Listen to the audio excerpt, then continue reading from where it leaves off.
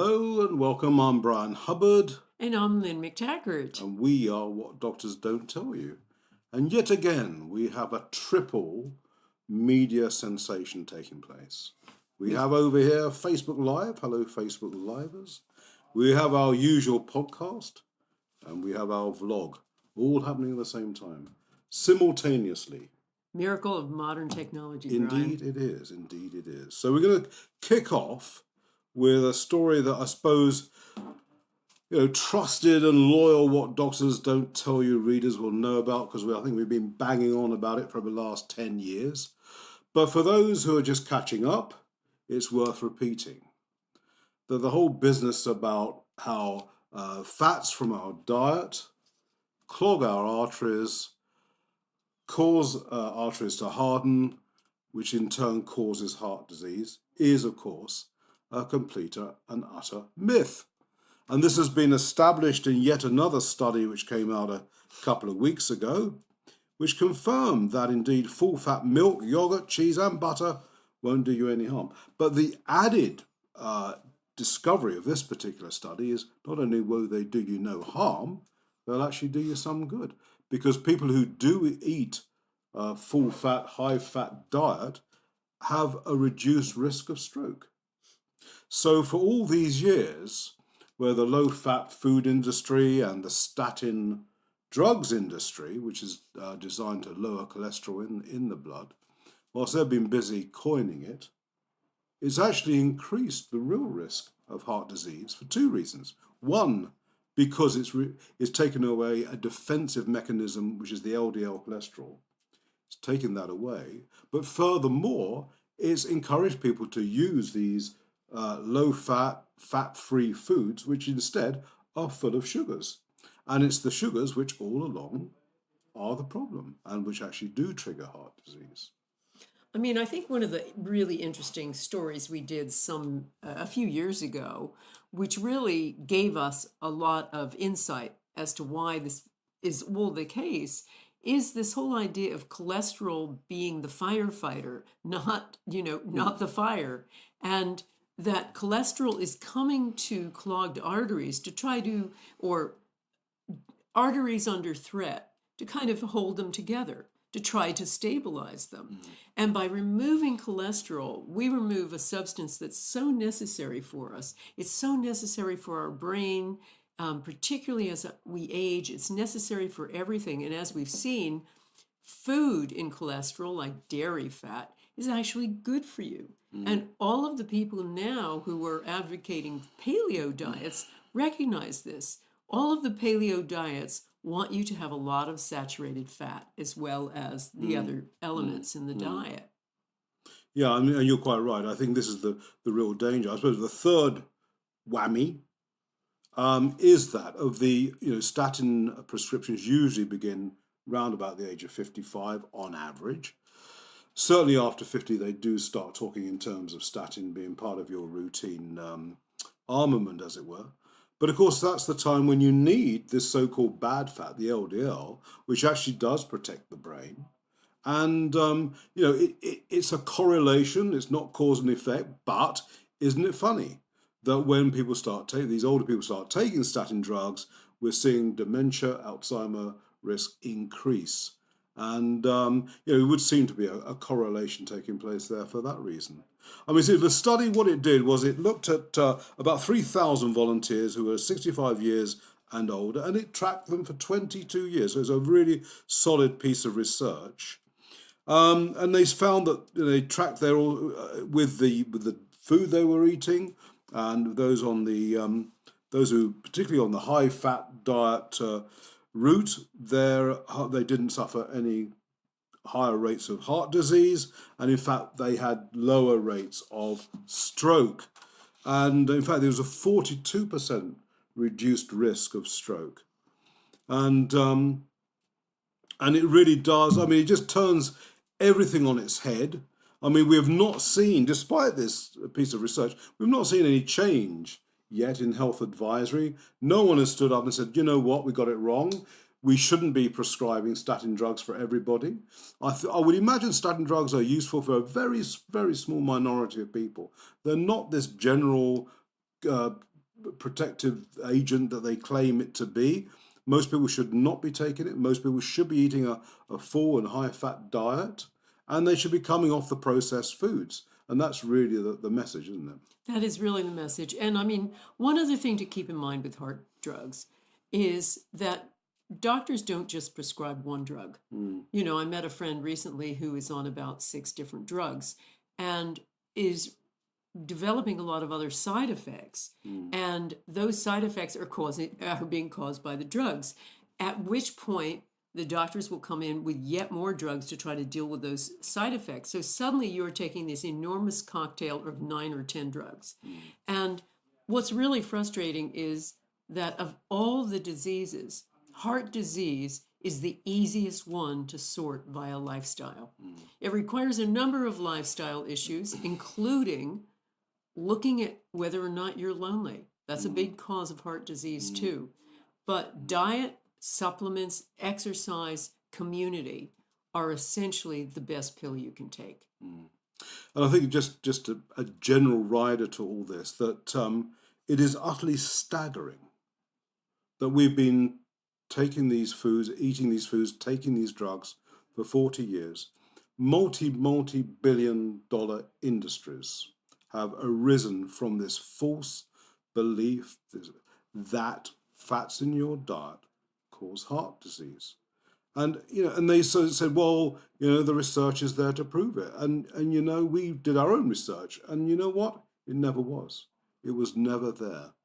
And I remember there was the American Heart Association spent 10 years with a team of researchers trying to find this link. They couldn't find it, and they gave up. And yet we carry on pushing this. And it is, to me, staggering. But you answered the question, Bryan. It's all about the money. Follow the money.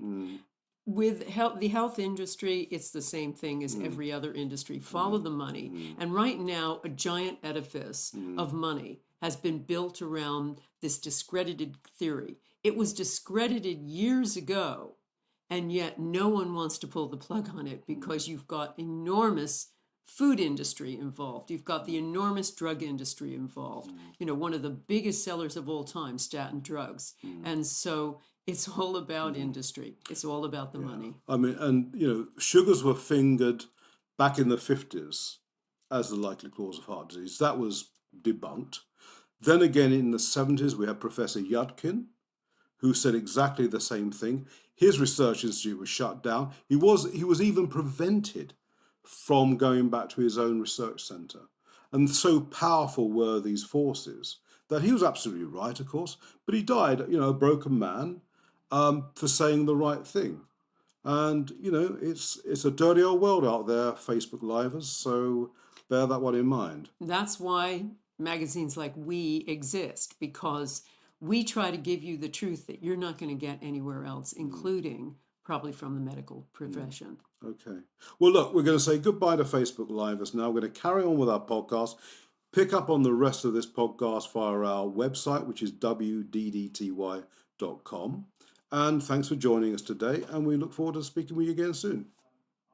Okay, staying on the theme of food and diet, which is so essential, of course. We all probably do eat too many carbs, and we don't eat great carbs. We do need carbs, but I think the Western diet is not great on that. We're still figuring out carbs, I guess, and the sugar load that they have. And they've just done a test amongst what they call pre-diabetics. They're people who are not quite at the level of having diabetes, but are beginning to show the warning signs. In fact, I think at one stage I was pre-diabetic. And they put people on this low-carb diet for just a month. And in that short time, these people were all showing reversing of those symptoms, big time. So they ceased to be in the danger zone. And this was just after a month. I mean, the researchers don't specify exactly what this low-carb diet looked like, unfortunately. But nonetheless, I thought that was very interesting. And even more interesting, the men and women responded slightly differently, because men, not only both sexes saw pre-diabetes problems diminished. But in men, they also lost a lot of body fat. Whereas for women, their artery health, which is probably more important than body fat, their artery health actually improved more than did the men. So, what do you think, Lynn, about low-carb diets? Well, I mean, increasing evidence is demonstrating that this is the way we were meant to eat. We were meant to have lots of vegetables and fruits as the mainstay of our diet, then also have good protein sources. And with our carbs, the carbs were really meant to be fresh carbs, fresh fruit, fresh vegetables. And increasingly people are questioning even grains because even the good grains like brown rice convert into sugar and also have a nasty thing called lectins, which cause a lot of inflammation in the gut.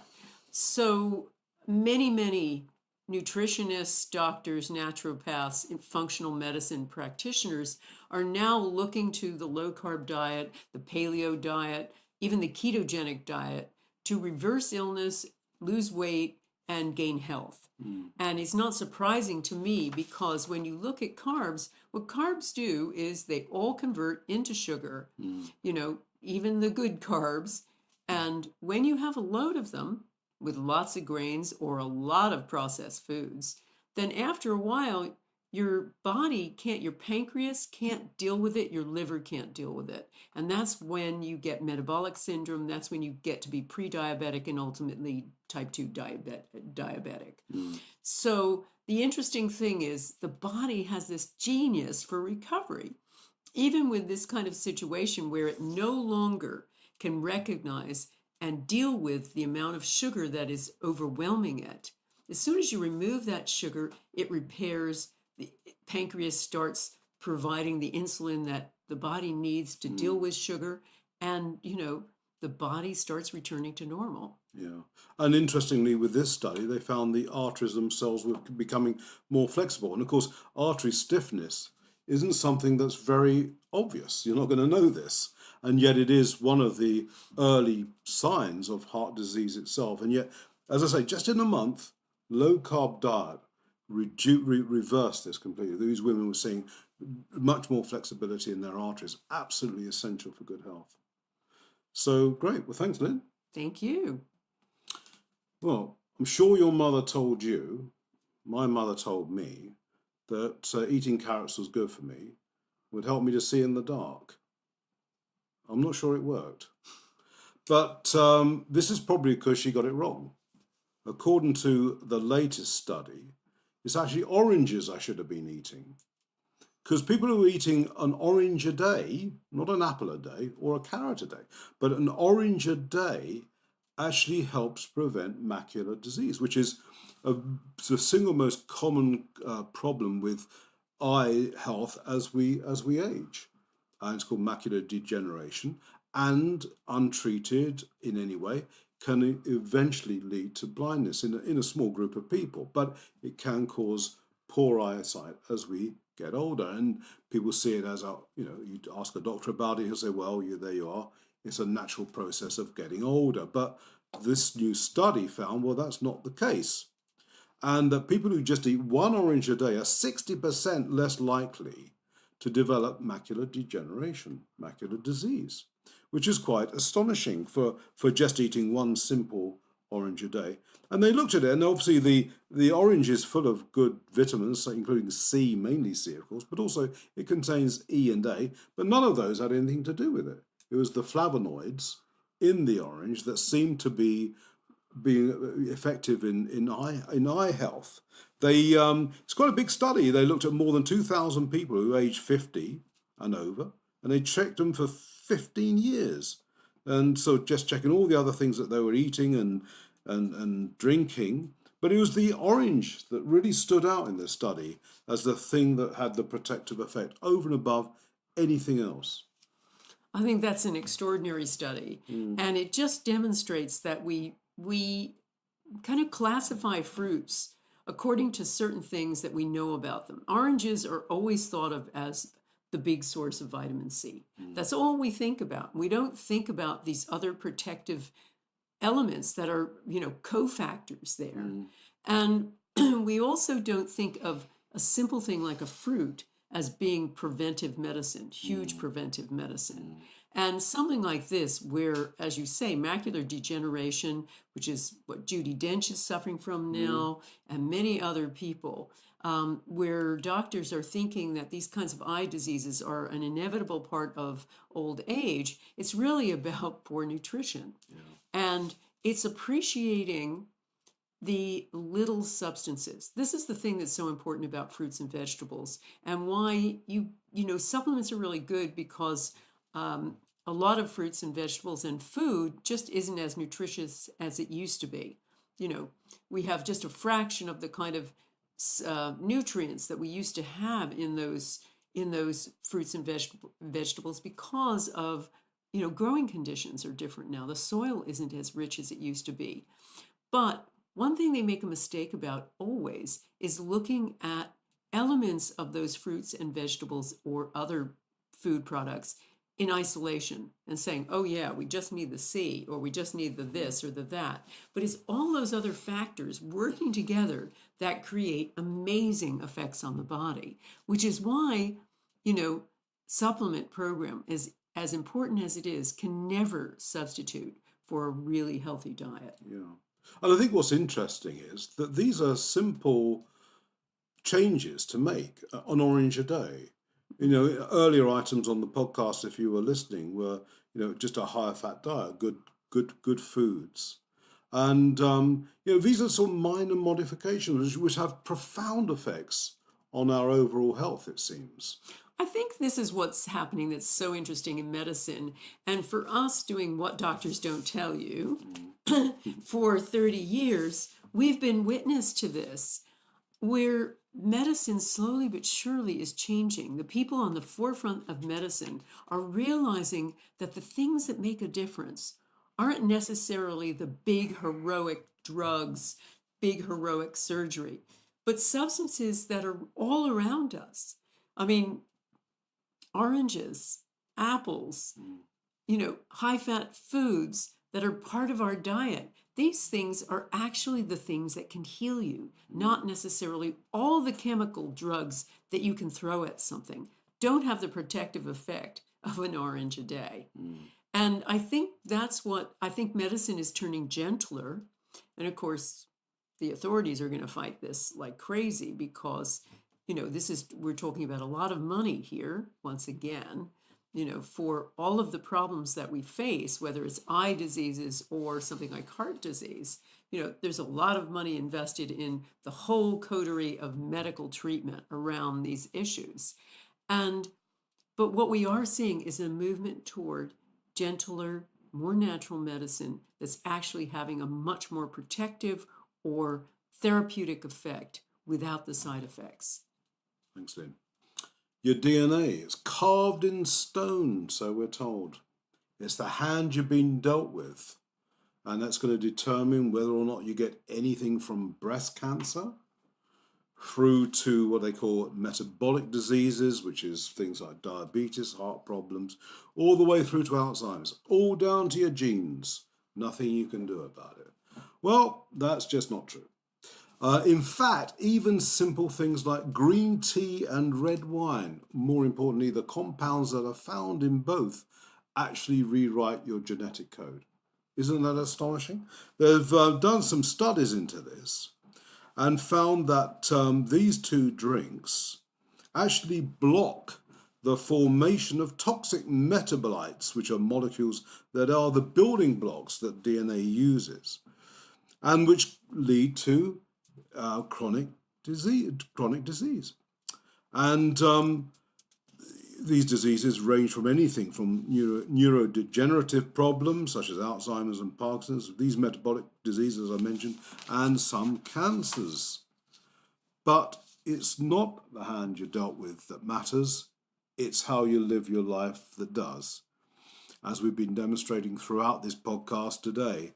And I'm sure there are other things you could be drinking and eating which have a similar effect, but the scientists from Tel Aviv University just looked at the effects of the wine and green tea and found it was reversing the formation of these metabolites, which was causing the DNA problems.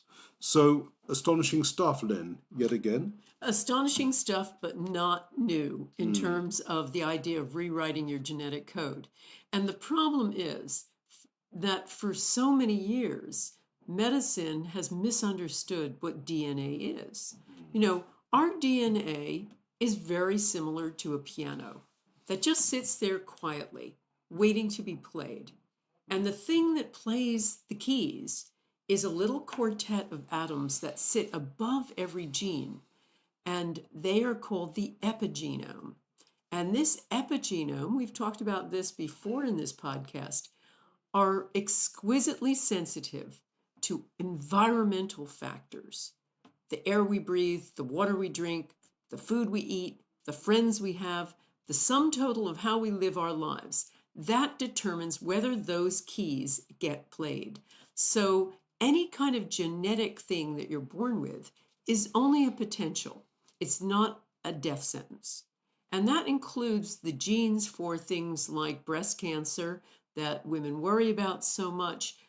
So much has to do with how you've lived your life and how what you surround yourself with. And all of those elements, from diet and exercise to community, friends, and connection, all of these things have a vast, vast influence on whether or not you express your genes. And, so many women have gone ahead, for example, to have breast removal because they've been born with these errant genes like the BRCA2 and what have you. And this is astonishing news that really these compounds in these simple drinks could actually be rewriting their genetic history for them. Yes, and as you said, these Israelis only tested these two substances. It would be fascinating for a bigger study to look at what else helps to rewrite the code. And I think you'll find a coterie of really healthy superfoods do the same. Right. Thanks, Dan. Okay, we've been speaking a lot about very simple changes in our lives that we can do, from green tea, red wine, oranges, high-fat diet. All these things have very profound changes to our lives. We have this control within ourselves, within our diets, to make these health choices, which will dramatically transform our health. And if we don't, we end up seeing the doctor and the panoply of drugs that he has on hand. And a new report came out which demonstrated just how dangerous that particular choice is. They reckon that around 200,000 Americans die each year because of some mistake a doctor makes. And half the problem is, in fact, not just the drugs, but the doctor himself, who is invariably burnt out. They're working too hard, they're working too many hours, they're making mistakes. And this is a massive problem. And I think what's really important about this study, which the researchers didn't really bring out, is that these are the cases that have been reported. So we have 200,000 people dying as a result of medical error that have been reported. We really don't know the true picture here. It's far worse than this, of course. Very frightening, I'm sure, but we don't have that information because it's a pretty big deal to reveal or say on a piece of paper, yes, my error caused this death, for all sorts of reasons. And so, not surprisingly, they don't. And indeed, not necessarily these were reported, because this was a private study amongst nearly 7,000 doctors, and 55% of whom said they were suffering from exhaustion and burnout. And 10% of those admitted they had caused at least one major medical error in the prior 3 months. And this is just so sad. It's sad for everybody. You got doctors who are working as hard as they possibly can, using drugs which are really not the absolute solution, not in the long term. And you got patients who end up being harmed, if not killed, by this process. And it just seems extraordinary when we've been talking today about oranges, red wine, you name it, actually doing so much good for us. I think the sad thing is, the doctors aren't the bad guys here. No. They go into a system that is a bit like going to a war zone and being in the army. They are subjected to ridiculous conditions. And we know this we've been studying this for all of these 30 years. And we hear about this firsthand from one of our daughters who roomed at university with several doctors to be. And now they are junior doctors, and the expectations from them are unbelievable, are superhuman. They still are expected to do these long stints over weekends without sleep. They're supposed to work, all kinds of ungodly hours, and these hours have been trimmed now. They are constantly belittled and bullied. All of these kinds of, this entire system is very much like brainwashing. And they get to a point where they really do feel as though they can't carry on. Then you have the added problem that the tools they've been given don't work very well. They're complex. They don't have the time or the ability to study every kind of side effect that every drug has. So you see over and over again doctors who specialize in an area knowing less about the side effects of their drugs than we do. And they're the guys who are giving the drugs out. And it's worth pointing out, we're talking here about medical error. We're not including in this properly administered drugs that cause death or serious harm. And these figures do not include that. No, you have to get that. I think some years ago they reckoned that every other day, 2 jumbo jets worth of people die from correctly prescribed drugs. And that ends up being, when you calculate over a year, that ends up being, I think, the 3rd leading cause of death now. Correctly prescribed drugs, not doctor error. So add doctor error on top of this, or doctor burnout, and you have an epidemic of mistakes, miscalculation, and side effects. Thanks, Lynne. Well, we live in the northern clime, and we're going through a heat wave here, so I don't know what it's going to be like by the time you see this, but there's health advisory about keeping out of the sun, about making sure you don't burn, and all these things, which I'm sure to something we'll talk about that in a minute. But there's no doubt that in the northern hemisphere, we all get far too little sun. And vitamin D is so vital for so many health problems, in preventing health problems.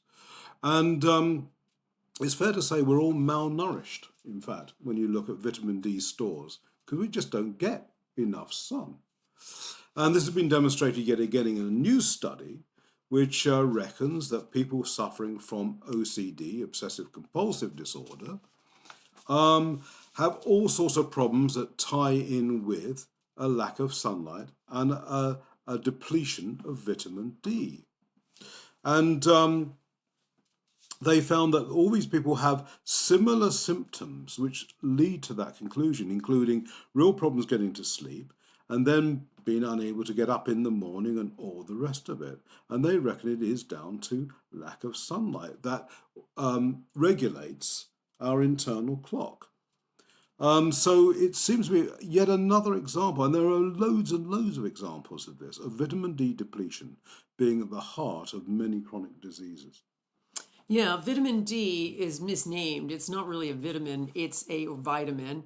It's a hormone, and it's so necessary. And as you say, Bryan, it gets created in our bodies. The best source of all is the sun. We can take vitamin D if we don't live in warm, sunny climates, but that's the best source. And it's really important and to expose yourself to some sunlight. But what I think is so fascinating about this study is for us to recognize that sunlight and vitamin D doesn't just help us with physical ailments, but now we're seeing connections with mental issues too. And this goes back to the idea that a lot of times doctors try to separate out a mental problem from a physical problem and not recognizing that a mental problem could be a metabolic disturbance. And that's exactly what we're seeing here, rather than something that's all in your head, all in your brain. And we're coming to the end of the podcast. So one fascinating fact for you.